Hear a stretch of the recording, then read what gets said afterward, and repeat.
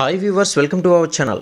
Victory Venkatesh తన కెరియర్లో 75వ చిత్రంలో నటించిన సైంధవ్ చిత్రం సంక్రాంతి కానుకగా ప్రేక్షకుల ముందుకు వచ్చిన విషయం తెలిసిందే. ఈ సినిమాకు బాక్సాఫీస్ వద్ద ఎలాంటి స్పందన లభిస్తుందా అన్నది ఇప్పుడు వివరాల్లోకి వెళ్ళినట్లయితే కనుక సంక్రాంతి రేసులో కీలకమైన సినిమాగా వచ్చిన తరుణంలో స్క్రీన్లు థియేటర్లు కేటాయింపు వివాదంగా మారడంతో ఈ సినిమాకు పరిమితమైన థియేటర్లు లభించాయనే విషయం చర్చగా మారింది.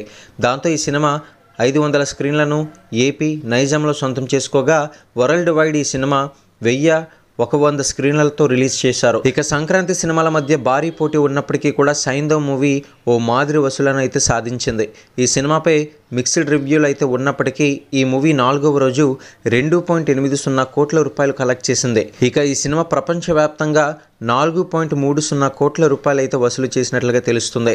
ఇటువంటి మరిన్ని టాలీవుడ్ లేటెస్ట్ అప్డేట్స్ కోసం ఛానల్ని సబ్స్క్రైబ్ చేసుకుని పక్కనే ఉన్న బెల్ సింబల్ నొక్కి ఆల్ నోటిఫికేషన్ మీద ట్యాప్ చేయండి.